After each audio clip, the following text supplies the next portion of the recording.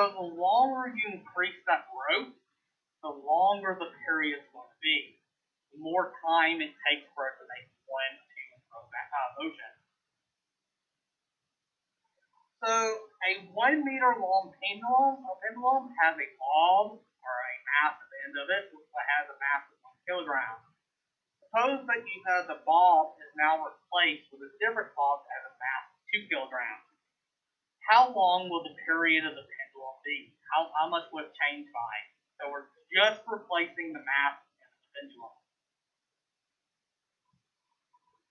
Yes, it will stay the same because mass doesn't matter.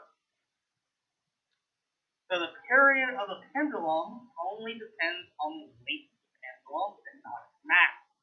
So changing the mass will only change the period of the pendulum. Now suppose that we had a 1 meter long pendulum that has a bob with a mass of 1 kilogram, and suppose that we now tied a different string that's 2 meters long.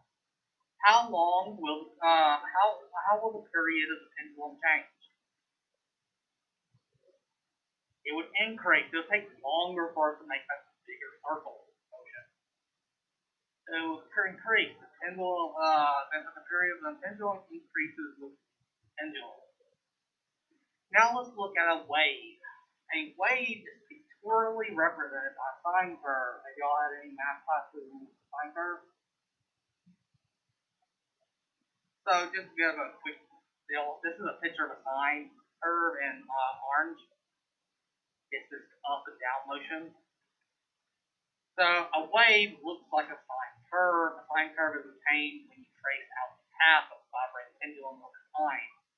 So even though it's a vibration, a pendulum is a vibration, we can generate a wave from it. If we were to fill up a pendulum, how we have this picture is they have the pendulum full of sand, and they have a paper moving across it at a steady rate. And so as the pendulum swings back and forth, it's releasing sand on the paper. You can also have it releasing ink. I think that's actually what they do here, is releasing ink and drawing on a piece of paper. So put some sand in a pendulum and let it swing. The sand drops through a hole in the pendulum on the sheet of paper. As the pendulum swings back and forth, you pull the sheet of paper on which the sand falls. The sand will make this fine curve. Now we can see that this is a wave on the piece of paper because it's repeating itself in different spots. So it's repeating itself in space and time. So I can't see my mouse. You can see that it's basically split over.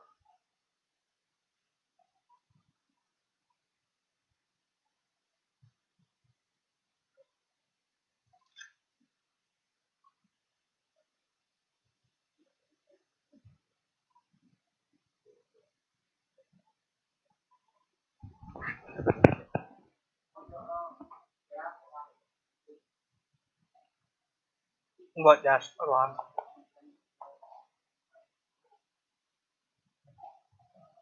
This is an example of what a sine function for a wave. These things were just instructions. If you want to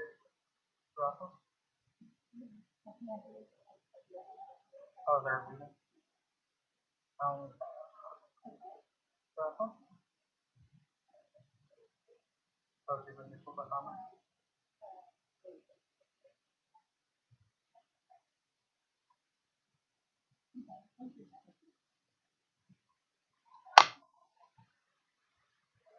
This is just showing you how you can make it.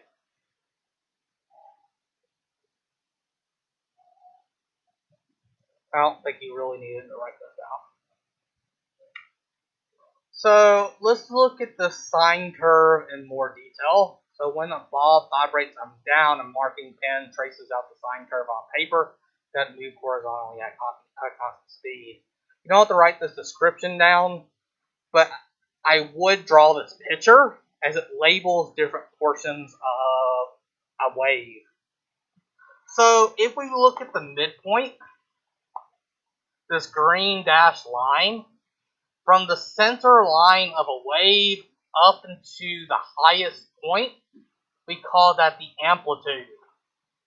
The amplitude is also from this green dashed line all the way to the very bottom.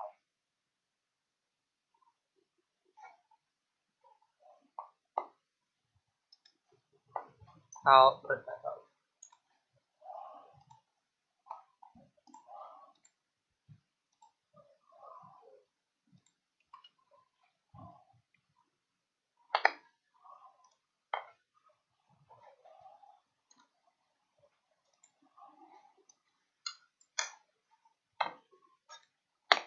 Alright. So from here to here is also the amplitude. So this would also be the amplitude.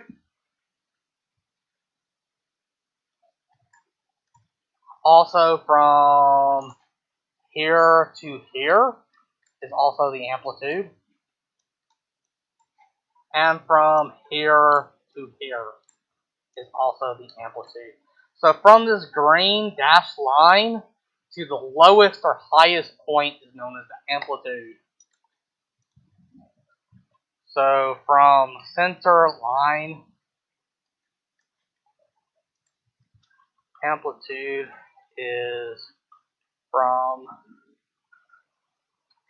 imaginary center line to highest or lowest point.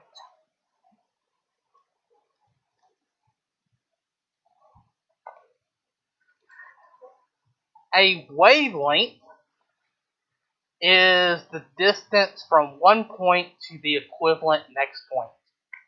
So if we're over here at the top, we're going to trace out a path, and whenever it starts repeating itself, is one full wavelength. So from here to here is one wavelength.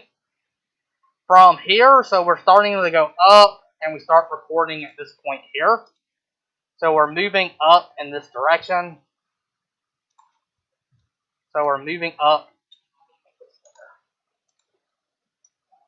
So we're moving up in this direction right here. And we're going to start moving down. And then right here, we get to the exact same point. So from here to here is also one wavelength.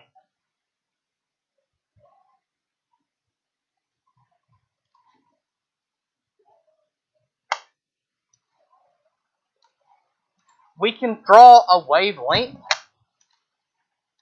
at any single point. We could do it from here to here, here to here, here to here, any point that repeats itself.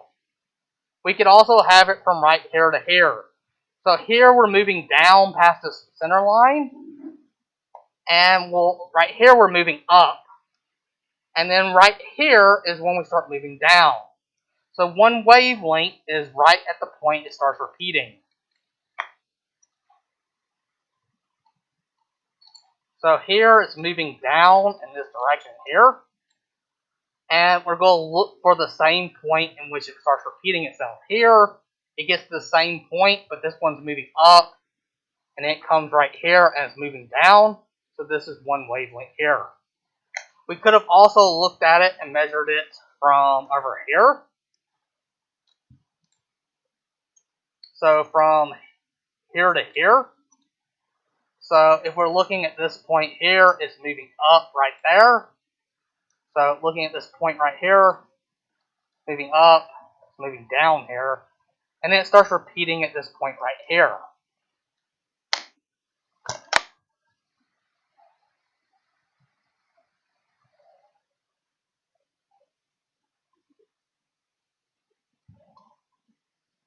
So to show you what a wavelength is, so let me just copy from here to here. So this is one wavelength.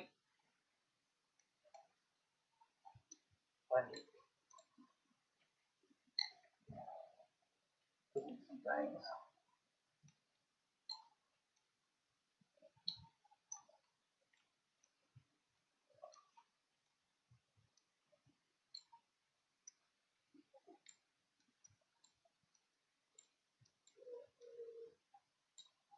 What? Oh, yeah. Paints are a magnificent tool. Alright, that's good enough. So this is one wavelength. It's also one period. So we can see it right here. And we can see that also starts repeating itself right here. So we can just copy and paste one wavelength. So again, here's one wavelength. We can move it over. There's another wavelength. We can also take the wavelength and move it back, and we can see that it starts repeating itself.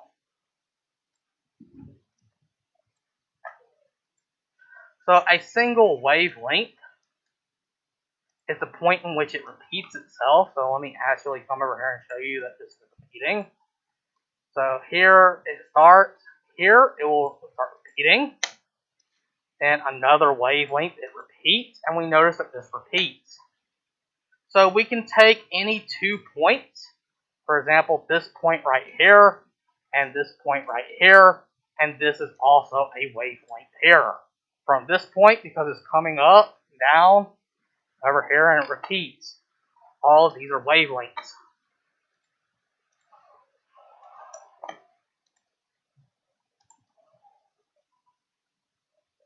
We also can call these top portions crest. So these top ones, these high points, are known as crest. It's the highest point of a wave. And the low point of the wave is called troughs. So getting my fancy paint back out.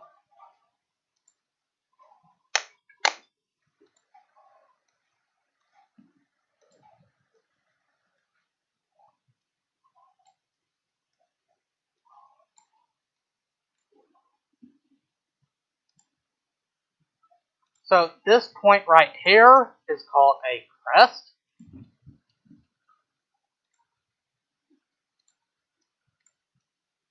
So that's the crest.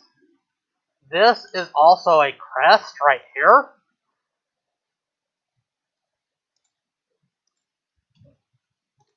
It's this highest point.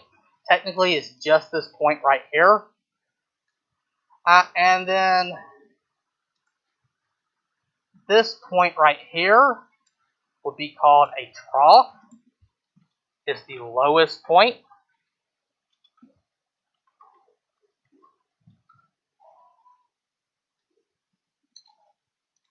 And this would also be a trough right here.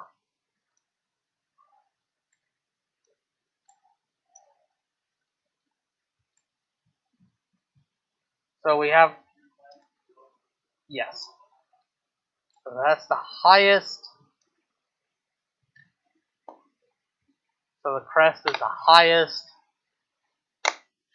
Trough is the lowest.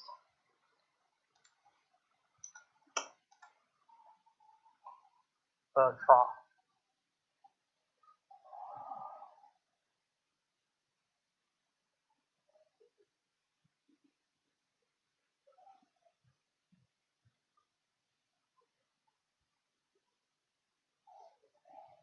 And put your mask on, Michael. And Thomas, wake up. Keep your head up. So amplitude is the distance from the midpoint to a crest or trough. And the wavelength is the distance from the top of one crest to the top of the next crest, or the distance between successive identical parts of the wave.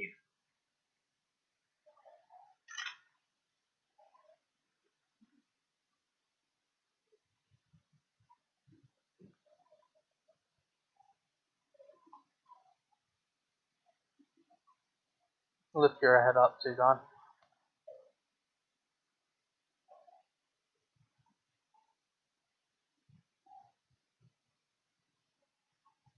Everyone good? Yes. Yes. So we'll probably go in the lab for like a minute or two and actually measure microwaves. There's a really good way of measuring microwaves using a microwave.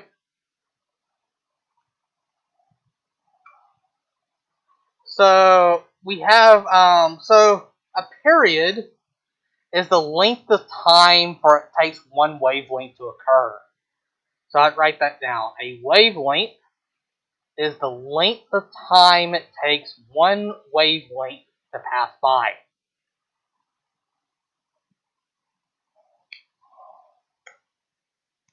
So a period is measured in seconds. It's the length of time it takes one wavelength to pass by. Another thing we can use is frequency. How frequently does wavelengths or vibrations occur? Another thing you could say is wavelength is one vibration, one to and fro motion. So frequency is kind of like periods, but we're counting how many wavelengths occur, how many vibrations. The unit for frequency is a hertz. A hertz is the inverse of seconds. So instead of multiplying by seconds, we're dividing by seconds. So something that has a frequency of 1 hertz means that it's vibrating one time every second. Something that has a frequency of 10 hertz vibrates 10 times a second. Samara, put away your phone.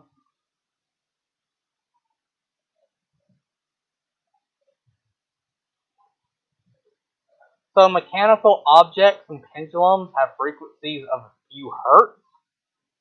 So that means they vibrate once or twice a second. Sound has a frequency of between 100 and 1,000 hertz. So the air molecules, and Thomas, lift up your head and put your mask on.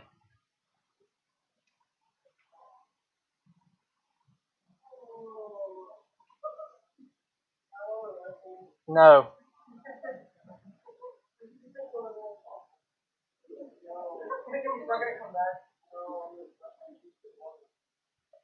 So sound, the air molecules bounce back and forth at about 100 to 1,000 times a second.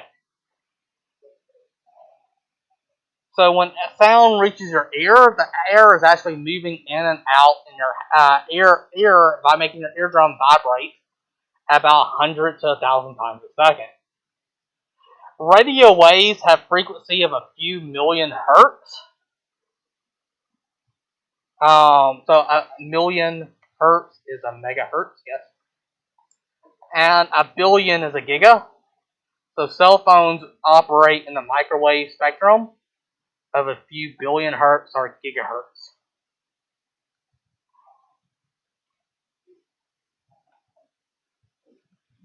So frequency specifies the number of to and fro vibrations in a given time. Number of waves passing any point per second. For example, 2 vibrations occurring in 1 second is a frequency of 2 vibrations per second. The vibrations per second is just another word for hertz. So we can say instead of 2 vibrations per second, we can say it's 2 hertz. So a hertz is equivalent to vibrations per second.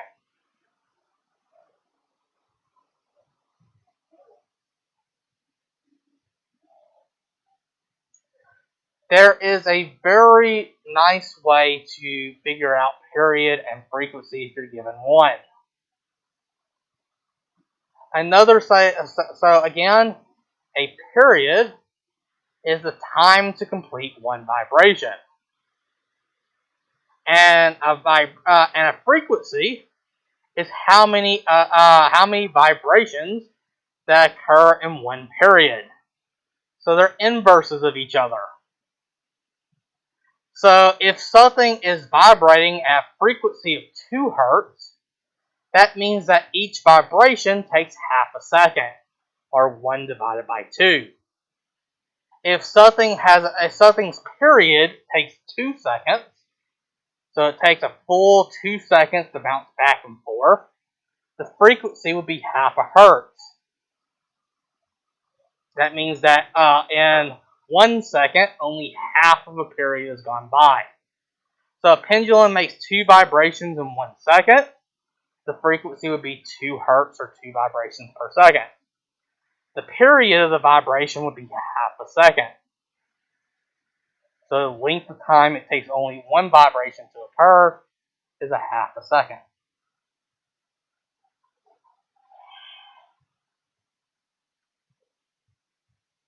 So a sound wave has a frequency of 500 hertz.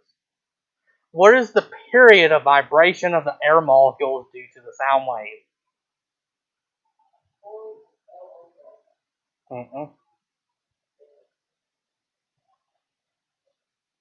So again, to convert between frequency and period, you take the inverse. So you do 1 divided by 500. 1 divided by 500 is 0.002.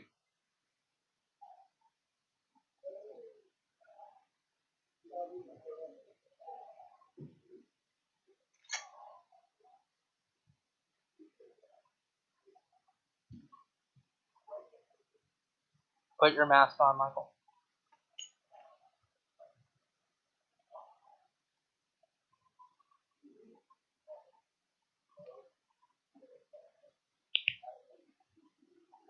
So if the frequency of a particular wave is 20 hertz, what would its period be?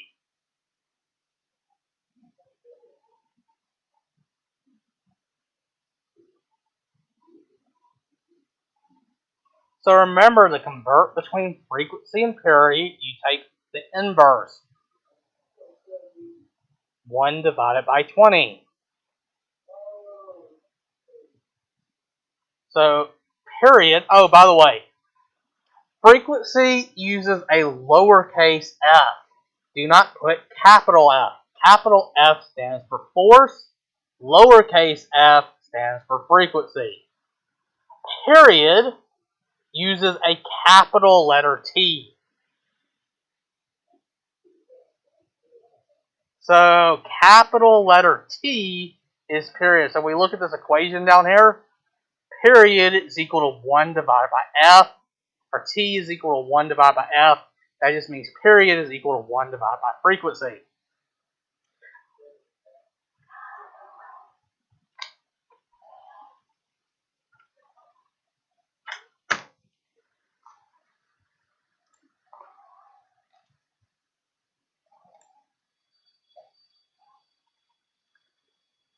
I'm writing that equation. So period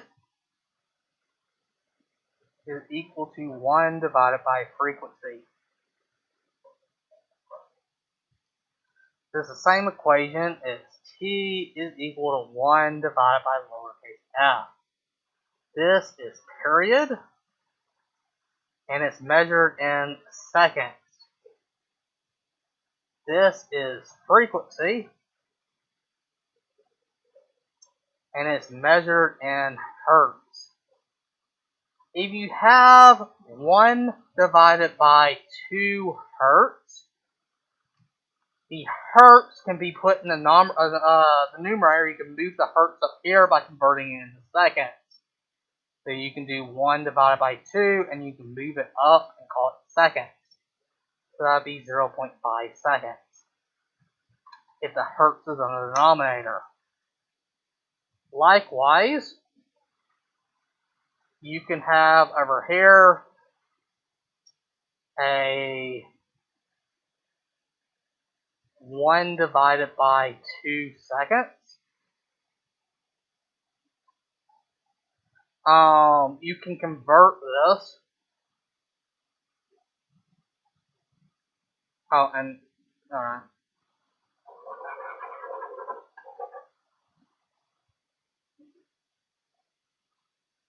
That's actually correct. I'm getting ahead of myself on logic. So 1 divided by 2 hertz is the same thing as 1 divided by 2 with a second on top. So you can move this to the numerator by converting it into seconds. If you have 1 divided by 2 with seconds on bottom, if the seconds is in the denominator, we can replace it as hertz. So that'll be 1 divided by 2 hertz. So if you have seconds or hertz in the denominator, you can put it in the numerator. So this is 1 hertz divided by 2. You can convert the units and put them on top by changing it. So 1 divided by a hertz is equal to a second. And 1 divided by a second is equal to a hertz.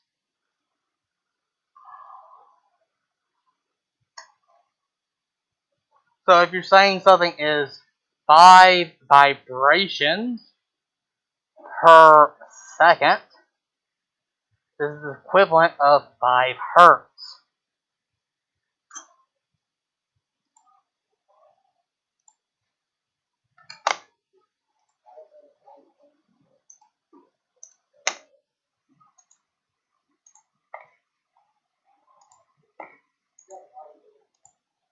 Alright. 5 hertz. So you can replace vibrations per second with hertz. So waves transport energy, not matter. So imagine you had a rope, a long rope on the ground, and you pick up the rope and move it up and down. You would see the wave move across the rope, right? But would you see the rope just jump out of your hand and start sliding away? Even then, it really wouldn't move. You see bunch up, but you wouldn't see the rope moving. You'd see the rope only moving up and down, but you don't see the rope itself traveling forward. Just like in water. So if there was no wind and you're out fishing, as waves come around and hit your floater, you would see it. What's that called, Bob? What do you call the floor? The thing that floats up. The bobber. Okay. So as long as there's no wind pushing it, as a wave comes on, that bobber stays in the same spot. You don't see the bobber actually move unless wind's blowing it. Or a current underwater. Unless the water is flowing. If some boat actually drove past, you really wouldn't notice the bobber drifting away from the boat that much. There is some things that would push it slightly, but for the most part, it stays in the same spot. So waves transport energy, but doesn't actually push things. It doesn't actually move matter from one location to another. It only transports energy. So if you drop a stone in a quiet pond, and the resulting ripples would carry no water across the pond.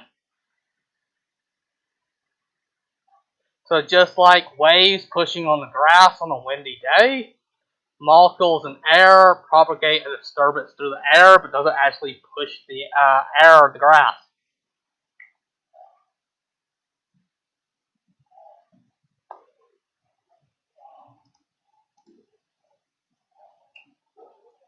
So wave speed describes how fast disturbances move through a medium. Guys, class isn't dismissed yet. So wave speed describes how fast the disturbance moves through a medium. It relates frequency and wavelength of a wave. The wave speed is going to be equal to its frequency times its wavelength. So how many of y'all are good at Greek? At least Greek letters? Oops.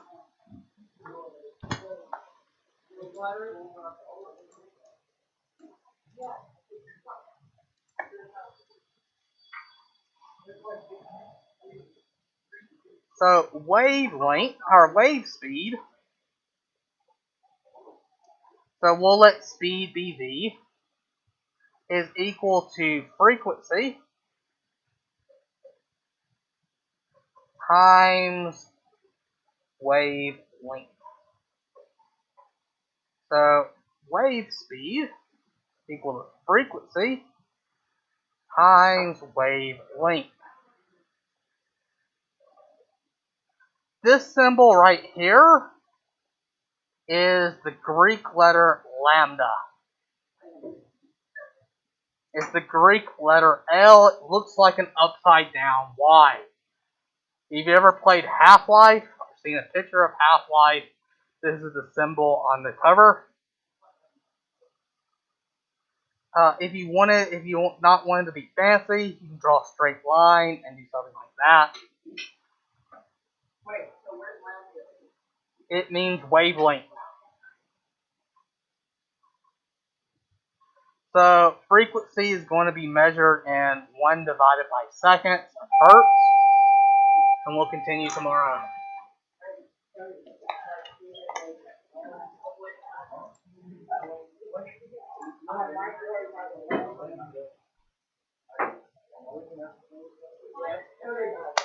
Bye.